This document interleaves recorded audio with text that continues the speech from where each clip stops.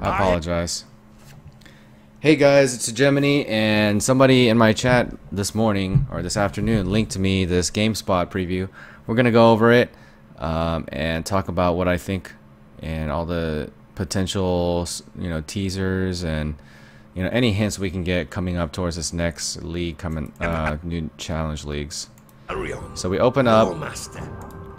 We see a master. Looks like he's using a chopper chamber. Great mallet. This looks like a hideout. With but a few islands. This is very interesting. This might be how to get to your hideout. This might be the secret passage. I don't know if this is going to be like an elevator or something. That axe is new. This helmet skin is new. This armor piece is new. All this stuff is new. It's our job to. This gear, all this gear is new. This helmet's I've never seen before. Protect those islands. To slaughter the corrupted. And this looks like a mission, but these horns are all new. This sword has never been seen before. It looks really, really cool. And this is the divine shrine icon, which is the shrine that allows you to not take or cannot die or take damage or something like that. To deal out yeah, here it is again. those islands that are beyond our help. But clearly the mobs are dying, so it's not affecting the monsters. I can provide you with safe. Here's another look at the hideout. Here's their stash, a banquet table, some other cool shit. It's a fucking mess right here.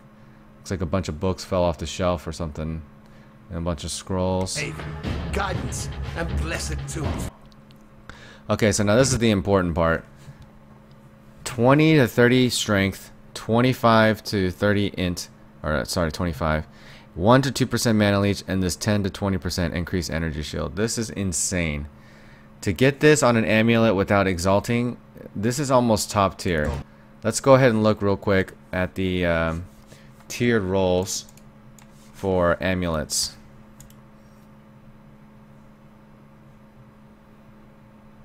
Alright, so percent ES on, let's go to POMODs to see. It's going to be pomods.com. Click on amulet, click on prefixes, maximum energy shield 20 to 22. So this is 10 to 20.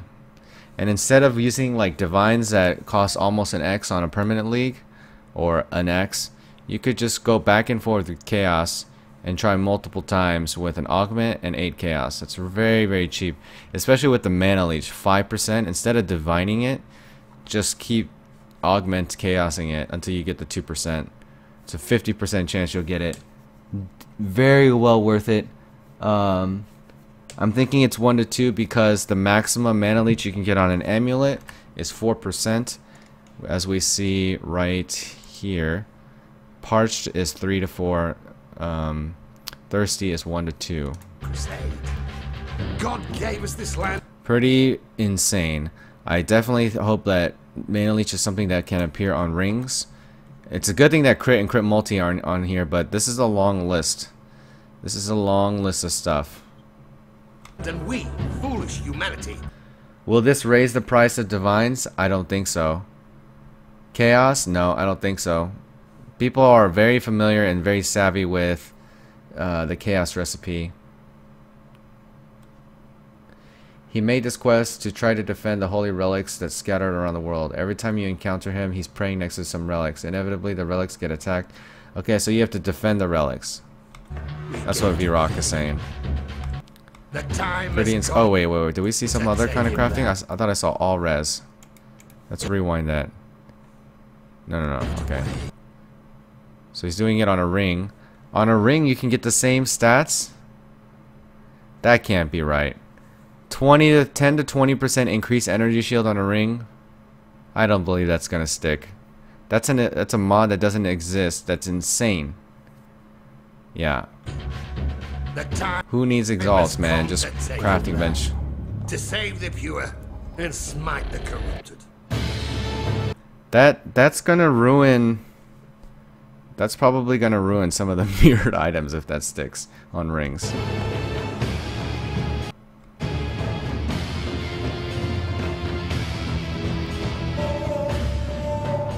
Alright, we're going back. Sorry. I skipped way too much stuff. We need to slow our roll. Alright, here we go again. To take it back. Let's go To screenshot by save the viewer screenshot. And smite the corrupted. Alright, so we see here the health potions have a new graphic. The icon, the layout, the UI is different. The shop thing got changed, I think. I'm not sure. But it no longer says... Okay, so we look at the things on discharge. The links. It looks like a J, P, I, and... I don't know what those are. It's kind of blurry. Flame Blast, Frenzy. Okay, so not much change there except for the flask icon. Can't really see these letters. They're so... A J. I don't even know what J is a support gem for. A red support gem. Interesting. Alright, this is the defend the turret, I think. Yeah. So I guess it has a proximity shield. Can't get hit by ranged targets. So not screw over melee, but they are gradually coming closer and closer. Alright, what do we see here? This is the bola shot, or whatever. The new ice arrow shot. That looks pretty crazy. Again, the letters are really hard to... A, I, P... I don't know. It's too blurry. And we see new mana flasks. I don't know why these flasks look so much more different. I'm guessing it's sanctified... The new sanctified graphics or something. I doubt it's 3 unique flasks. Okay, so we see that shot. You see all the arrows go scattered. Let's look at it in, frame by frame again to see how it's detonated. So it looks like it's loaded with LMP. Okay, so he shoots the thing, and then you see, like, what is this? Looks like GMP. And it's got like multiple elements coming from it, and it looks like ball lightning is coming from this character. It's... Oh, ball lightning is just like the trailing effect, I guess, of the arrow. Or maybe it's cast on crit. I'm not sure. It's too hard to tell if it's cast on... It's Ice Spear. Ice Spear... with ball lightning behind it, and that arrow shot. Yeah, it must be cast on crit. It's got to be cast on crit. One more time. Sorry, I want to be thorough as I can. All right, trap goes down. See, what does it crit? What does it crit? Does it crit this mob, and then all of the things get detonated?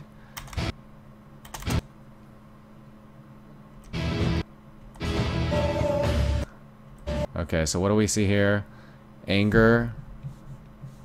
Just nothing. Ellie weak. Ignite. Ignite doesn't look like it's changed. Anger. We have Cleave. I'm surprised they didn't have the demon hand right here for Cleave. Tornado shot, not bola shot, sorry. Cleave on a 6 link. We have the NPC Questmaster. We see Heavy Strike, Molten Strike, Anger, nothing. Then can Rayclast truly the hour? What are these red things? Oh, these are probably spawn points. Spawn points for the Zerg. Oh, this is the gaping asshole, like what my Scion created with those porcupines, but this is much, much bigger.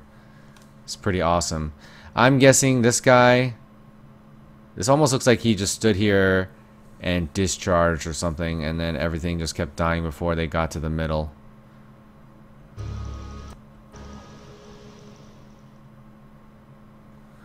Pretty cool shit. Alright, even excellence can be improved. This seems to be Path of Exile developer Grinding Gear Games' philosophy. A philosophy readily apparent not to or not just in the aforementioned action role-playing game overall quality, but in the clear zeal of grinding gear leaders have for their art. Each time I interact with the Path of Exile member development team, I'm stuck with a breathless passion which talents like lead designer Chris Wilson can barely contain. It is with the same passion that Chris Wilson recently described to me the upcoming Path of Exile expansion called Forsaken Masters, which will seek penance in full on August 20th. By the time I caught up with Wilson and the team, I had already announced the world's Forsaken Masters fundamental setup, but I had Chris Wilson catch me up in his own words. Through much information is available already. The core we're trying to do with the expansion, says Chris Wilson, is add a ton of main content to the main game world. The 7 masters you encounter in Forsaken Masters are set up so that they have their own unique missions you can do. We've announced 2 of them to our players, and the third one is a Templar called Elrion. Ooh, a Templar. Elrion joins Armor Master Haku and Master Assassin Vorisi as one of the several experts in their respective fields who dare to oppose Dominus, the High Templar and commander of the Ebony Legion. In my first encounter with Dominus when playing Path of Exile, the tyrant scolded me for daring to bite the master that called me to him. Rayclass is fortunate that I was not the only one to stand toe-to-toe with him. However, it's clear that Master Elrion has more to offer this broken land than I ever could. Wilson says of Elrion, he's made it his quest to try to defend the holy relics that are scattered throughout the world.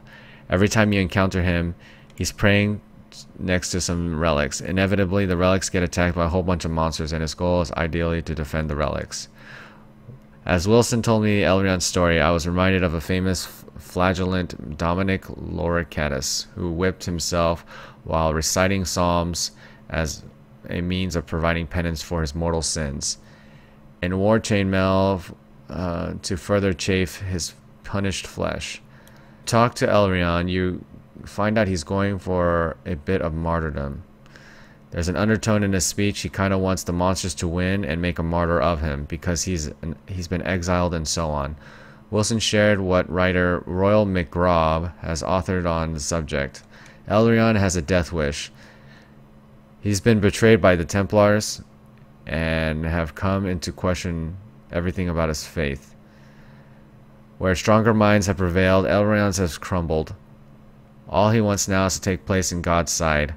But in order to do that, he must become a martyr. No easy feat in Rayclass.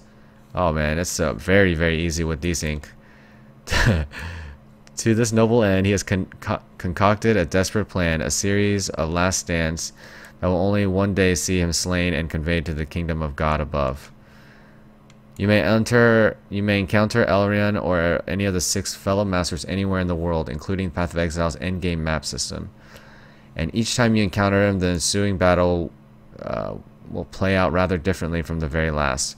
Every fundamental aspect of the skirmish is variable. The number of relics and how they defend themselves. Lots of relics where there's failure if they all die. Lots of relics where if there are failures if one dies, and if a relic that shoots a projectile. So it's a turret. Raise your donger. Monster types. Monsters that explode on death. Monsters that have projectiles, fast and tough monsters, weak and slow monsters, monsters that slow down on spawn, or monsters that spawn on other ones. So we have Fracture. I'd imagine one of the worst ones would be like increase substantial fizz with those fracturing porcupines. That would be a horrible one. That would be one you would want to have a lot of armor or Arctic armor to go up against, or Mortal Call. Intricate behaviors, whether a monster goes straight for a relic or whether it attacks a player and then it goes for the closest. So there's going to be like an aggro switch. There's going to be, that's interesting. The combat's not going to, it's going to be very, very different. You're going to have turrets that have proximity shields. You're going to have turrets that attack or relics, and the mobs will be either attacking you or the relics. Excellent. how the monsters spawn, where they spawn in waves, or in a particular pattern. The relic itself can impact the battle as well, perhaps reducing damage back at attackers. Increasing consecrated ground. Oh, consecrated ground. That's what we saw with the divine shrine thing. It's actually a regeneration healing thing that you can stand in. That's cool. Even your goals may be to change. One encounter may have you destroying the relic before it kills you, while another may have you protecting it. So maybe the divine shrine wasn't so much the regen as that you can't die. So if you stand in the cloud, you can't die, and it's just a test of your DPS, like throughput. Like you just gotta pump, and they're gonna go for the relics, which are unprotected, and you probably don't want to step out of the circle because the mods are so crazy. So maybe it's just going to test your deeps. That would be super fucking cool if that's what that purpose of that divine shrine was. Okay. Even your goals may change. One encounter may have you destroying the relics before it kills you, while another may be protecting it for a certain number of waves. It doesn't surprise me when Wilson says that 70% of the work has gone into varying Forsaken Master battles. Though the Masters and the associated combat is not all that shall be new. Once you offered enough assistance to Dominus's arch foes, you unlock a personal hideout. Blah blah blah. Wan Shi Tong. Lost Library in Avatar. The Last Airbender. Blah blah blah blah. Little houses. Path of Exile has always been good at compelling you to keep playing once you start. Now I'm worried that adding Sims-like element would keep me from quitting the game at all. If your idea of a proper reward is less domestic and more discordant, however, you will probably greet other changes with hand-rubbing glee. Wow. Masters will allow you to craft items, and Elrion in particular offers to teach you the fine skill of jewel craft. Until now, it's always been difficult to find just one piece of jewelry. That's not difficult for me with Hedgecraft. But there are so many benefits any given amulet or ring might offer. The amulets, the game's very nature makes loot, as Wilson admits, a grab bag of random stuff. And thus it can be very difficult to have all your equipment aligned in a way that brings you the greatest potential benefit. That's what the fun is, man. This is making it easier. Luckily, this is going to be more towards the beginning and middle, and not so much the end. The beneficial is having hideout access to Elrion is that he allows you to replace a jewelry modification that doesn't suit your character with one that does. Wilson stresses that additional element customization won't break the item system. The mods you're adding aren't the largest in the game, but he says, but they're large enough to be impactful without running expectations of those who want the best items to come through the random process. And of course, Elrion is not only the mister of offering his services throughout your hideout. Your hideout will not be large enough to accommodate all 7 of them. Initially, only 2 of them may be present in your hideout, but as you level up your primary master by performing more and more related tasks, then you may be able to add a 3rd and eventually a 4th master. Following the master's wishes will not hinge on encountering him in the wilds of raid class. However, masters within your hideout will offer daily quests, which are variations of master's standard quests that can be accessed immediately without having to hunt for them. So it looks like I'll be making some more friends on all leagues, like standard. Well, I need to make more friends on standard so that I don't have to level up my reputation, so I can just hand over gear that I want them to tinker with. As far as my standard hideout, it's going to be hard to say. That's going to probably require me to do dailies on multiple leagues. That's just so much playing that I don't think I'm going to invest in. The new league stuff, I definitely will put a lot of effort or some effort into the housing stuff. And the reputations, I'm going to go hard as I can with the amount of available time. With Forsaken Masters, Path of Exile provides more and more variables, thus inviting mouse clicking and aficionados to keep slashing and ensorceling their way through the game's melancholy maps.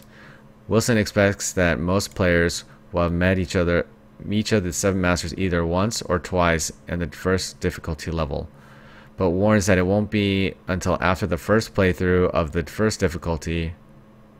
It won't be after, or warns that it won't be after the first playthrough of the first difficulty. Okay. For me, it's the very description of Elrond makes me the most intrigued. In a sense, its self-appointed martyr represents myself and my fellow role-playing enthusiasts, delighting and punishing ourselves in equal measure in the name of earning a helmet or a pair of boots that better reflects our digital delusions of grandeur. Fortunately, Path of Exile has always been on its own reward and never a punishment, and Forsaken Masters is the summons for action I've been awaiting. Overall, really cool article. However, I will say this is not the most well written or well marketed thing. While it might be cool for, you know, people that, you know, have a pretty good vocabulary, he uses a lot of complex words like SAT words or words that normal people that, you know, have English as a second language wouldn't understand. I would have preferred that this guy wrote it in a simpler but still flavorful way, and so that he could communicate this message across to more people. Overall, I'm excited that the teaser exists. The Templar, Jobber Chamber, the whole relic thing, it's definitely cool. And you know, if this screen right here was what I thought it was, let's go back and look at it with the Divine Shrine. If that's what I think it is, that's going to be super unique and really, really cool, where it's not about your defenses for this mission, it's all about your offense. So all those people that, you know, skimped out and they're super tanky and whatever, they're going to really, really struggle, and I hope that's the case. You could just go fucking glass cannon if you wanted to. That'd be like a mission that you just bring your tabula rasa and 6-link, or, you know, go ham, cast on crit, whatever, reflect, it won't matter. You just can't die. You just need to kill all the monsters on the screen and not let your relics get overwhelmed. Hopefully that's the way it is. I'm not sure, but that would be a very, very cool design. I don't see why they would put that specific Divine Shrine. Everybody knows what that means, and I think that has a purpose that it was teased like that. Thank you guys for watching this video, and feel free to, you know, do me a favor and hit the like button and share it with your friends, and I'll do more YouTube videos as they're released, you know, more teasers, and give you my 2 cents. Thank you guys for watching, and I'll see you later.